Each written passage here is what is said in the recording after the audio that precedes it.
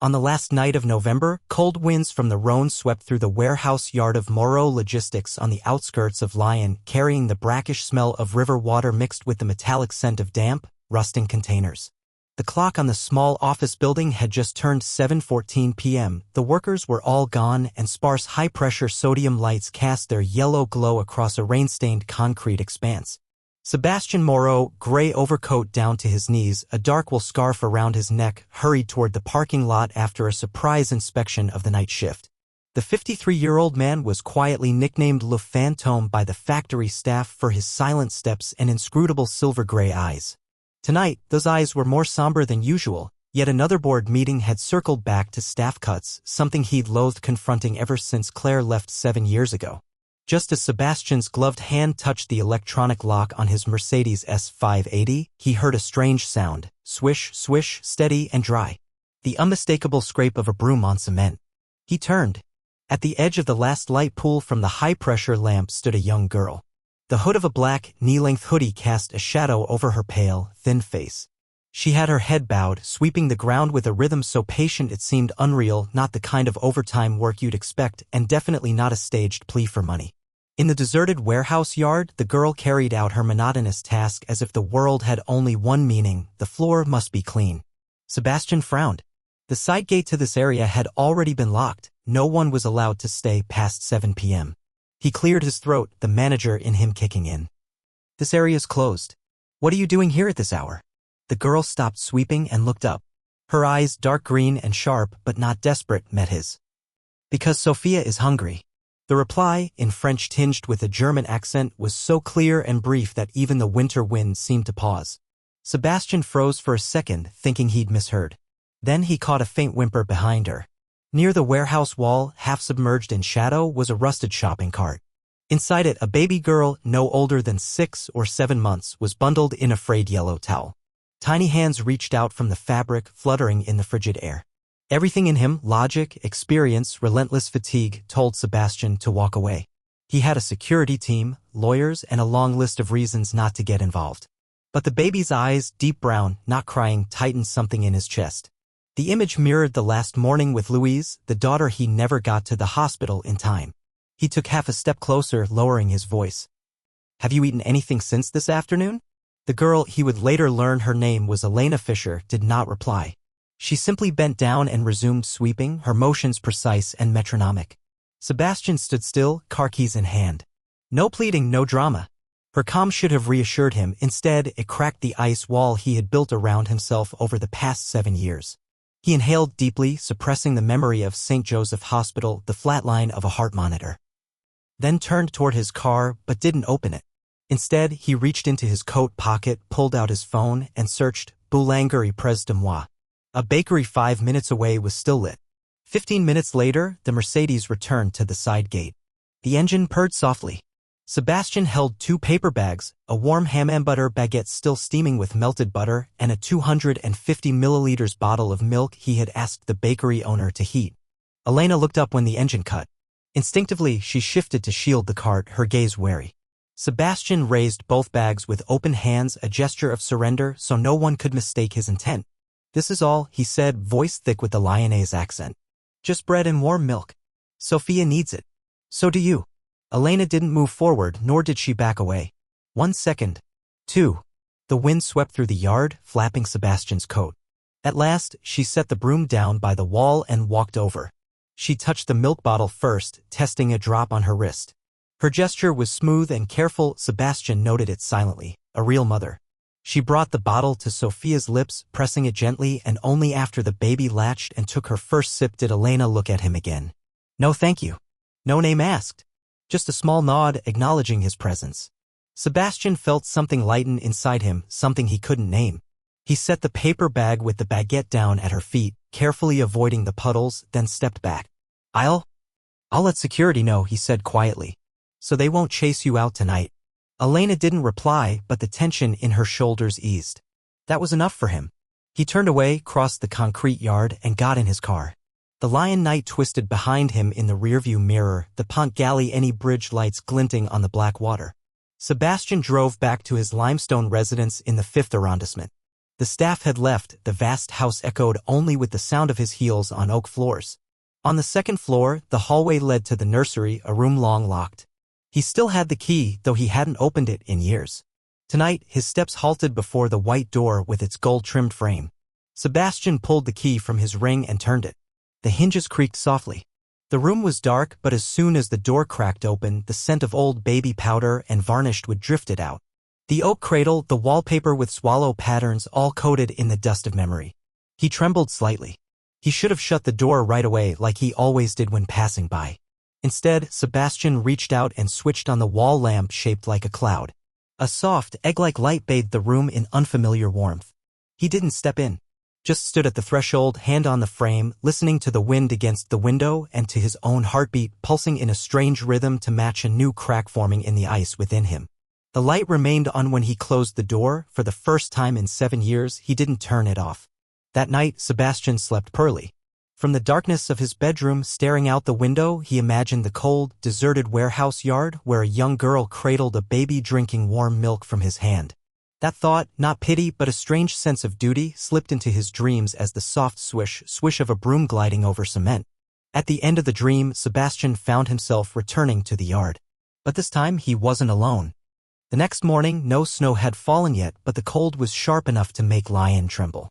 Sebastian Moreau sat in a Range Rover parked 50 meters from the warehouse. He could not quite explain what he was doing there beyond the convenient excuse, checking whether the security guards start their patrols on time. As a CEO, he knew full well that every important story begins with a plausible lie. 7:43 a.m. No workers, no container trucks. But Elena was there. She was kneeling, wiping Sophia's face beside the shopping cart, now covered with a thin sheet of plastic. Her breath rose in wisps so fine it seemed she might vanish with them. Sebastian stepped out of the car. Elena did not look up. Only when he set a brown paper bag beside the cart did she speak, her eyes still on Sophia. "We are not beggars." The voice was calm, neither emotional nor defiant, merely stating a fact. Sebastian answered, every bit as composed. "I'm not a charity worker." A brief silence followed. Then he sat down on the concrete step 3 meters away. The cold seeped through his heavy coat, but he paid it no mind. Resting a hand on the paper bag, he opened it. A soft cheese roll, an apple, a bottle of milk. "I tend to order too much breakfast," he said, looking at no one in particular. Elena said nothing, but Sophia reached a hand from under the blanket, lips emitting a faint ma'am. They were cracked from the cold. Elena glanced at her daughter, a look equal parts reproach and helplessness, as if to say, "You mustn't make Mama need other people." At last she came to the bag. "Still no thanks, no bow?" Yet she broke the roll in half, one piece for the baby, one for herself. They ate in silence. Dry leaves whispered against the brick wall, a tram clanged somewhere far inside the city center. When Sophia was nearly finished, Sebastian asked softly, "Your real name?" Elena hesitated, then answered, "Elena. Elena Fischer." The German consonants were clear. He nodded, then asked, "Is Sophia your own child?" Elena did not reply at once. She wiped the baby's mouth with the care of a veteran nurse, then gave a small nod. "There's a birth certificate, but I don't have it with me." No justification, just a plain fact. Sebastian asked no more. He set something next to the bag, a woolen coat he had just removed. Thick, hand-stitched charcoal gray. "I'm not cold," he said. Elena moved to hand it back, holding the coat out to him. But Sophia began to cough dry, rasping. Sebastian did not budge. Elena stopped. A minute later, she wrapped the coat around the child. It was far too big, but it covered Sophia from neck to feet. "I will return it," Elena murmured, eyes lowered. Sebastian replied without hesitation. "I hope you won't." For the first time that morning she looked at him. The wariness was gone, though trust had not yet taken its place. Merely acknowledgement. Sebastian rose and brushed off his hands. Before leaving he said, "I'll be back this afternoon. If you're still here." Elena did not answer, but he saw how she drew the coat tighter round Sophia just a little, which told him enough. For the first time, she was not ready to run at once. That evening, Sebastian returned at 6:52 p.m. carrying a canvas tote. Inside, a specialty infant formula, wet wipes, a pack of newborn nappies, and a tube of skin cream, chosen after consulting a pharmacist. But when he arrived, no one was there. Elena, Sophia, the shopping cart gone. Sebastian looked around, an empty yard, deepening dusk, only the wind howling. His heart clenched as though he had lost something before it could even take shape. He turned away, angry at himself for caring. Then, under the loading bay door, he noticed a slip of white paper wedged carefully so the wind would not carry it off. Penciled lines, slightly slanted, a firm hand. Asterisk, we move only when we must. Sophia has a fever. Don't dare go to the clinic. Can't trust them. If you come back, thank you for the coat. Asterisk. Sebastian folded the note and slipped it into his pocket. He said nothing, just stood there in the dampening night, as silent as when he first saw the mother and child. But now it was different. Now he knew her name. And he knew without doubt that he would come back. On the third night since their first meeting, Sebastian returned to the warehouse earlier than usual. A light rain had begun to fall, each droplet tapping on the windshield like a hesitant knock. He stopped his car at the side gate. No one was waiting. No coughing. No broom sweeping. But this time he wasn't disappointed. He had learned to look deeper. There, in the shadows beneath the overhanging roof at the rear of the warehouse, was a faint shape, a battered shopping cart now covered with a blue plastic tarp secured with wire tied to a drainage pipe. Sebastian didn't call out. He had no name to call.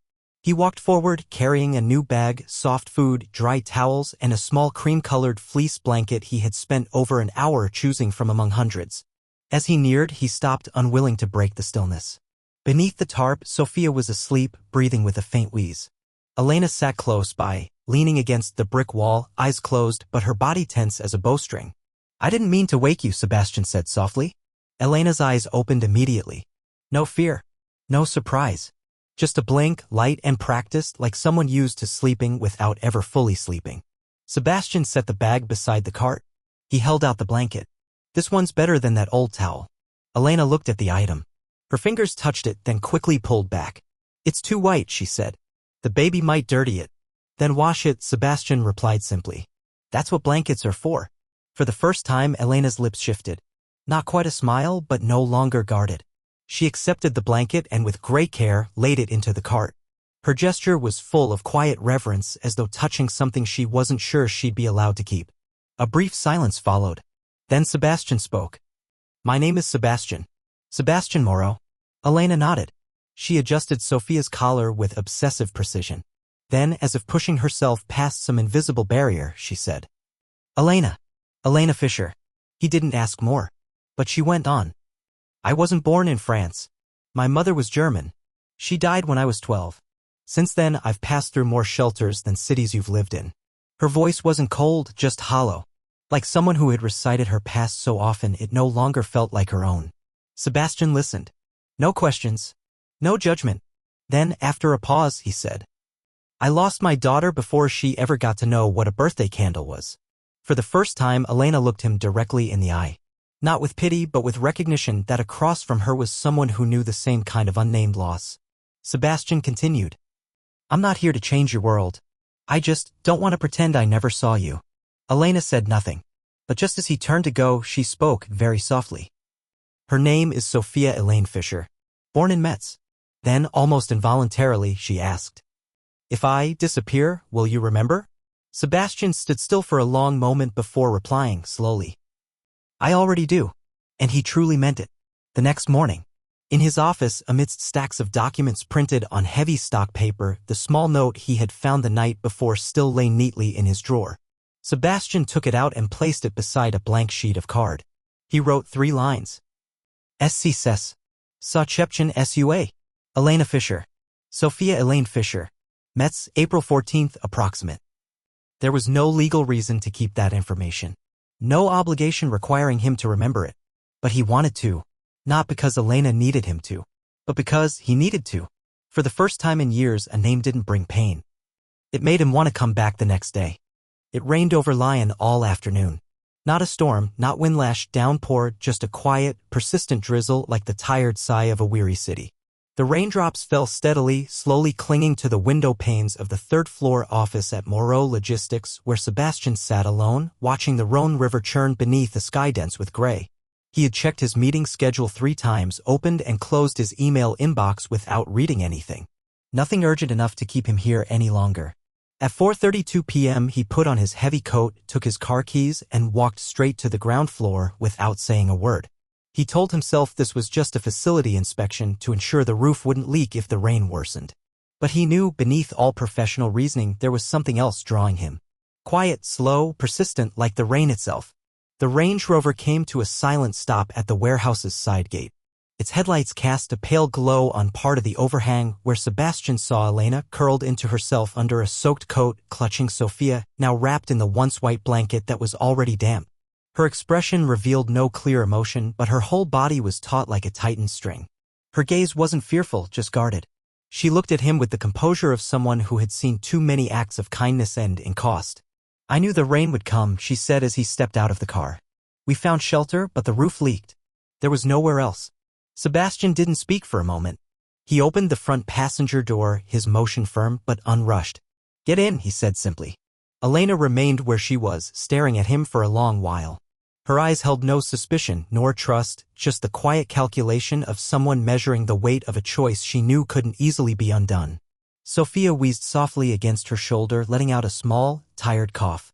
Elena looked at her child, then at the open car door. And then, wordlessly, slowly, she stepped forward. She placed Sophia in the back seat, fastened the safety belt, then circled around and sat beside Sebastian in the front. They exchanged no words on the drive home. The radio stayed off. Only the windshield wipers broke the silence, slicing through the glass in rhythmic strokes while the heater whispered warm air into the quiet. But it was not a stifling or strained silence. It was the fragile kind shared by two strangers drifting through a train car of memory. When the car stopped in front of the limestone estate by the river, the rain still hadn't let up. The house emerged, blurred in the misting drizzle, gray stone walls, tall windows glowing faintly from within. Elena stepped out first. At the threshold, she paused, bent down, and removed her mud-smeared shoes, placing them neatly by the door. She didn't say anything, didn't ask. But Sebastian understood this was the last form of respect she could offer in a place she clearly didn't belong. He gestured left. "Living room. There's a fireplace. It's warm."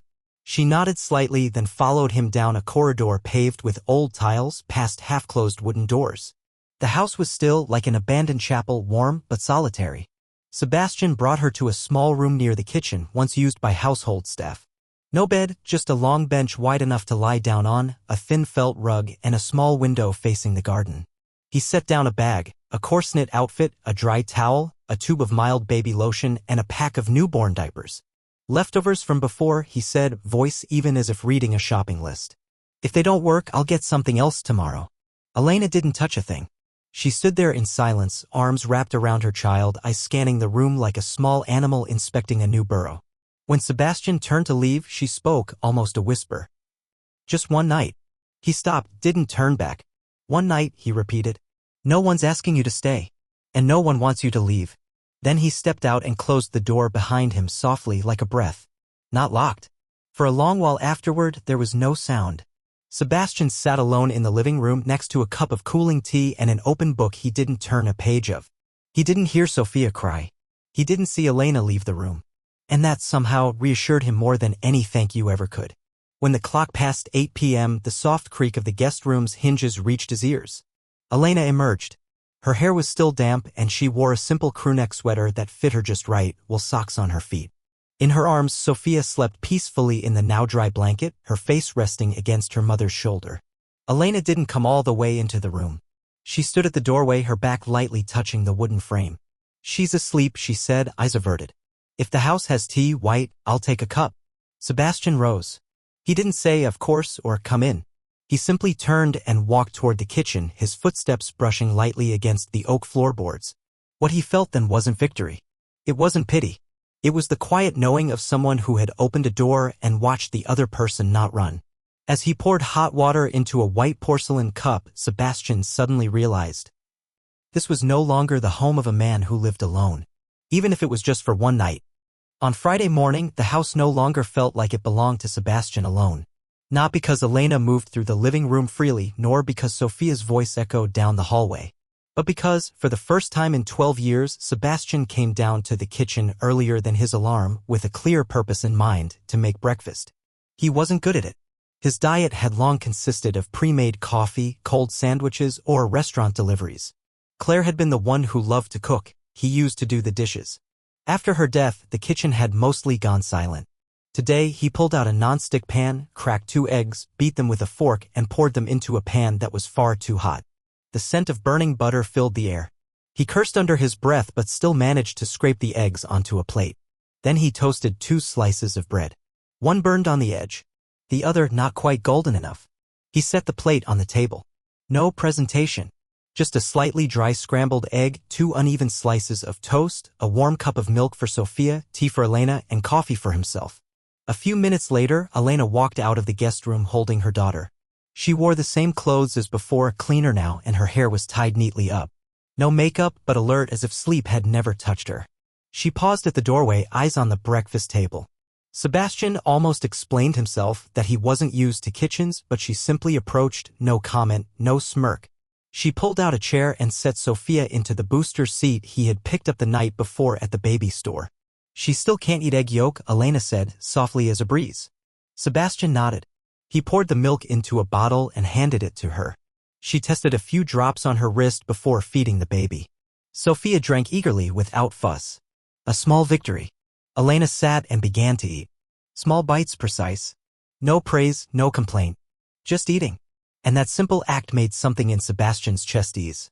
When the meal ended, she quietly cleared the dishes and washed them in the sink without a sound. Then she pulled a yellow sticky note from a drawer, took a pencil from the utensil jar, and wrote 4 words. Less heat. More butter. Block letters. Neat. No flourish. She stuck the note just above the refrigerator handle. Then turned and walked back into the room with Sophia without a word, without a glance. Sebastian stood still, staring at the note. It wasn't just advice. It was a gesture. A sign that she would return the next morning. And maybe the morning after that. That afternoon, he arrived at work late. But before leaving the house, he looked at the note once more. That night, he cooked eggs again. This time, he kept the heat low. Used soft French butter. The eggs came out golden, fluffy, unburned. The toast was crisp outside, tender inside. She said nothing while eating. But afterward, when she washed the dishes, she didn't leave a new note. Instead, she carefully peeled off the old one, folded it in half, and tucked it into the jar beside the wooden spoons. For the first time in years, Sebastian felt his kitchen wasn't just a place to survive, but maybe a place to begin again. 7 days after Elena first taped her yellow note to the fridge, the house found its own rhythm. No one discussed staying or leaving. Elena woke before 7 a.m., prepared Sophia's bottle. Sebastian made coffee, scrambled eggs, sometimes tried something new, oatmeal or crepes folded twice, as he learned from an old cookbook. Elena ate. Still no praise. But each morning brought a new note. Less sugar. Don't stir eggs too much. Let the crepe batter rest 10 minutes. All written in the same simple print, neatly stuck to the fridge. Sophia coughed less. Her eyes brightened. Some mornings she stood up clinging to a chair, tottering with trembling steps. Elena didn't cheer, only hovered nearby like an invisible seatbelt, watching each step with the silent tension of someone who's lost too much to hope easily. Sebastian began coming home earlier. He brought little things, a tiny wool sweater, a box of sugar-free biscuits, a few picture books. No one asked him to. No one stopped him either. The only thing no one had spoken about was tomorrow. No one had dared use the words stay or remain. Until that morning. The doorbell rang at 7:18 a.m. just as Sebastian was slicing bread. The sound echoed down the stone hallway like a verdict. He frowned. No one ever rang this early except delivery men, and he had ordered nothing. He opened the door to find 2 people. A woman with neatly tied brown hair, cream-colored coat, and a leather case in hand. Beside her, a man, quiet, wearing a smoke-gray blazer, eyes sharp. Badges on their coats bore a familiar logo. Protection de l'Enfance, Child Protection Services. Mr. Moreau? The woman asked. Her smile wasn't harsh, but not friendly either. We're from the Lion Family Services office. There's been a report. We need to verify some information. Sebastian didn't move. What report? A child was seen in your back garden. A neighbor was concerned that she may not be receiving proper care. There appears to be no official record of residence. Sebastian kept his expression even. Come in. They entered professional, orderly, not abrupt. But the air grew noticeably colder. Elena was in the living room holding Sophia, who was still in her pajamas. She looked at the strangers with no fear, but the unmistakable tension of someone poised to run. As Sebastian entered, she was already standing, shoulders tilted toward the back door. Don't, he said calmly. You don't need to go. Elena stayed where she was. She didn't turn to him. But she didn't leave. The woman looked at Sophia. Are you the child's mother? Elena didn't answer. Do you have any identification? Still silent. Sebastian stepped forward. She's my guest. The baby's name is Sophia. I'm the current guardian. The man flipped open a form. You haven't reported to the local authorities. I'm not required to report overnight guests unless they're permanent residents, Sebastian replied. And if there's concern about the child's welfare, I'll arrange a medical checkup today. The tension grew heavier. Sophia burrowed into her mother's neck and gave a soft cough. Then Elena spoke, so softly it was barely audible. I didn't abandon her. I just don't have papers. The woman jotted something down. We'll have to open a file. For now, we request a pediatric assessment to confirm the child's condition. After that, the court will determine temporary custody. Sebastian didn't hesitate. I agree. I'll take full legal responsibility for both until the court decides otherwise. Elena looked at him for the first time in days with nothing hidden. No wariness. No chill. Just raw disbelief. The woman nodded, closed her notebook. We'll send formal notice within 72 hours. In the meantime, please do not remove the child from the city. We have nowhere else to go, Elena said, her voice hoarse but firm. Her first time speaking without being prompted. After they left, the house fell into a silence so deep it pressed against the walls. Sebastian stepped out onto the veranda, still holding his now cold coffee. Elena stood behind him, silent. Sophia had fallen asleep on her shoulder. A long while passed.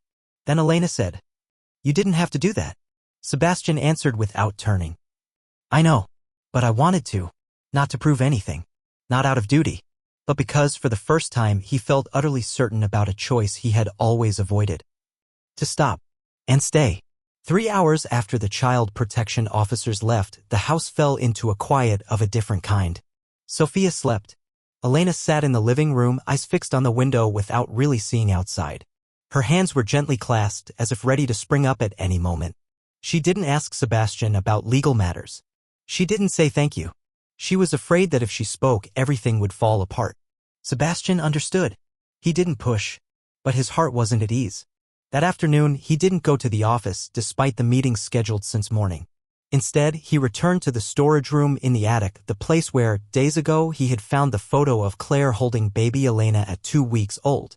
This time, he opened an old brown leather suitcase, Claire's suitcase, the one she always took on her charity trips. The travel tag was still attached, a train from Metz to Lyon, 1 month before she was diagnosed with terminal cancer. Sebastian had never opened it after she passed. He'd simply placed it on the shelf, like a memory better left closed. Inside, there wasn't much: an old sweater, a few folders, a notebook, and a white envelope unsealed but held shut by a small strip of tape. On the front, in Claire's soft, slanted handwriting. If I don't return, give this to Sebastian. Sebastian sat down. Snow began to fall the night before the hearing.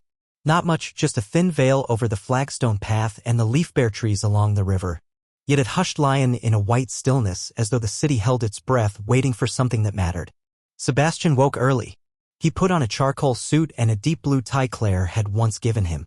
Under his arm was a thick file, Sophia's medical certificate, photos of her daily routines, a handwritten letter from the pediatrician, and a clean copy of Claire's letter. He didn't look in the mirror before leaving. He knew how he looked: alert, steady, ready. Elena did not go with him. Better that you represent them alone, the lawyer had advised. She has no papers or legal status, her presence only invites speculation. Elena hadn't argued. She asked one question as Sebastian left. If they take her, will you let them? He met her eyes. No. Even if they take me too. She nodded. No thanks, no more words.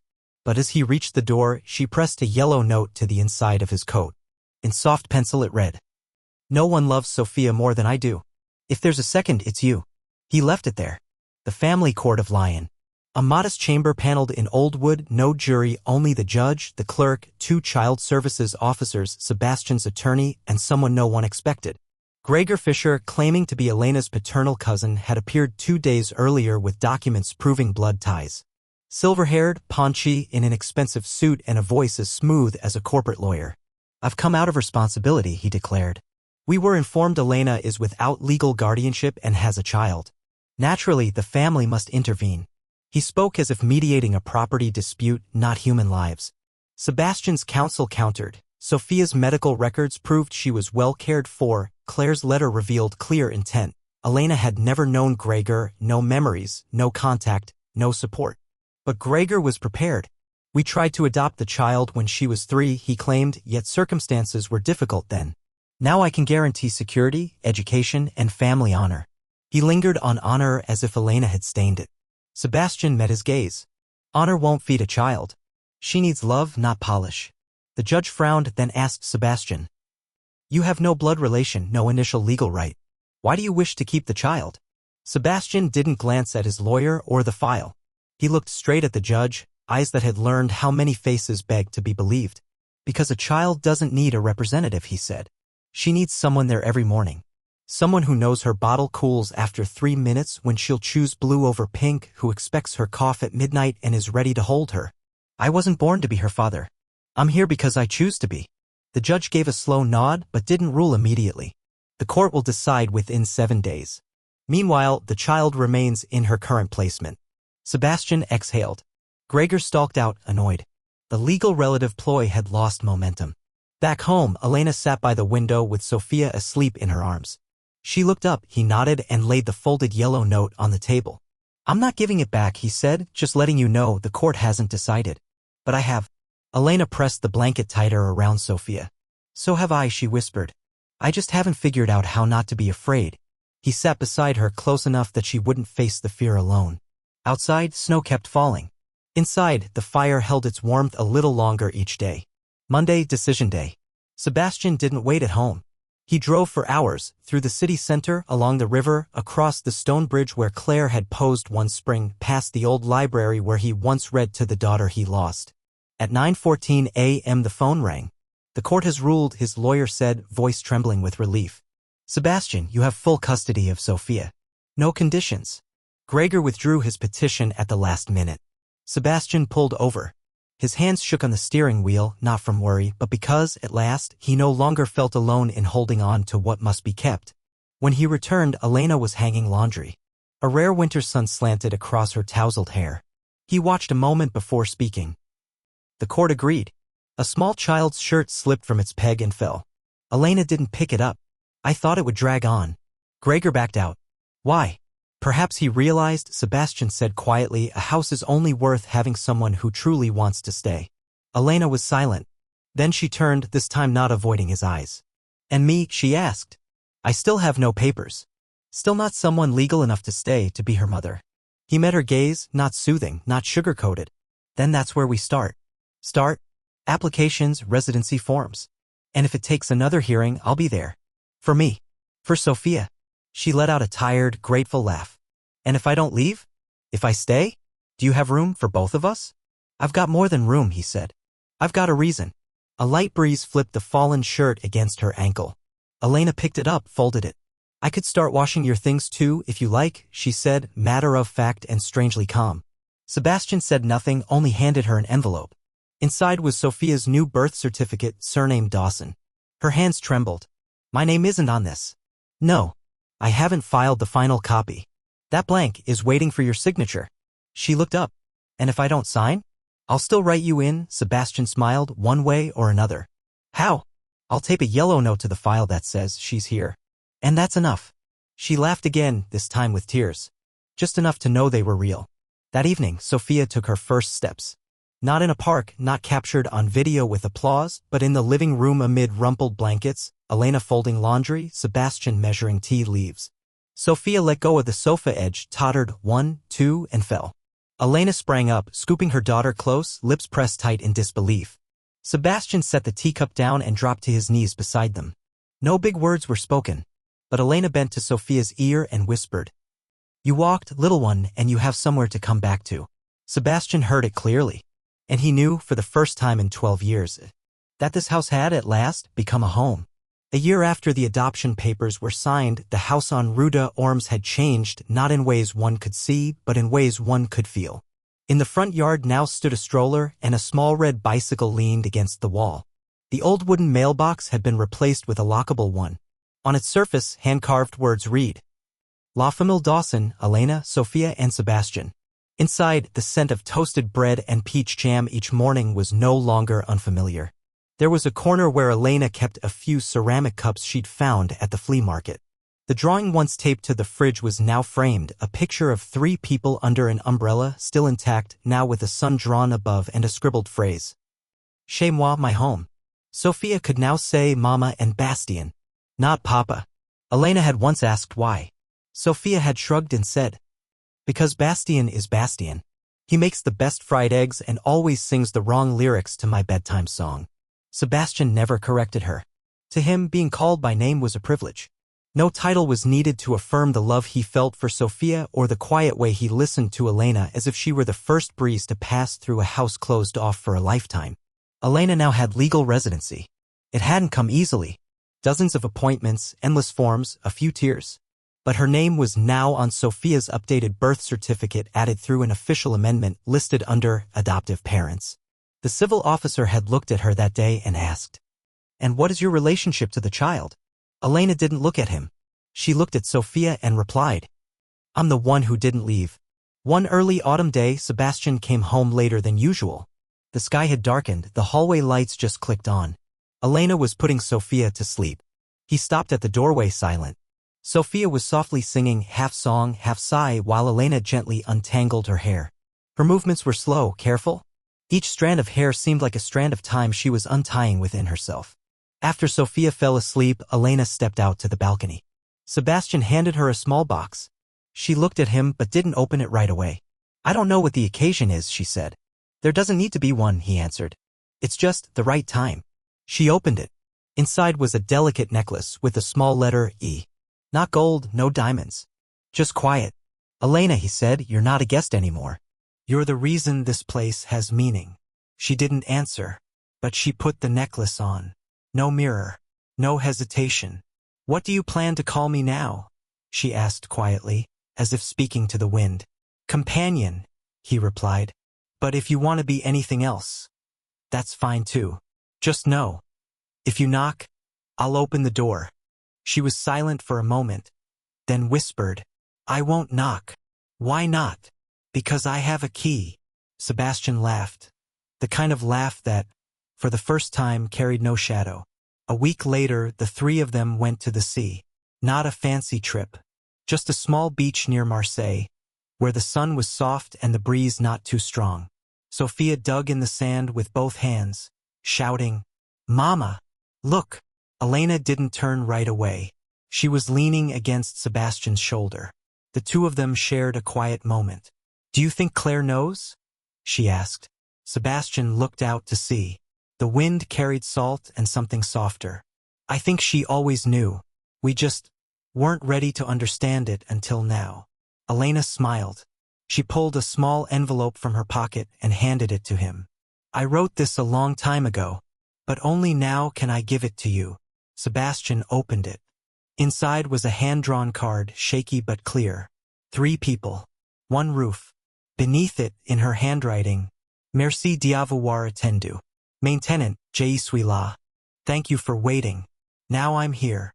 Sebastian folded the card. He didn't speak. He didn't need to.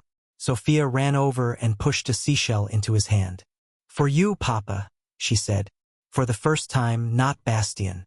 Sebastian looked at Elena. She didn't stop her. She didn't correct her. He crouched down, pulling the little girl into his arms. "Papa's here,"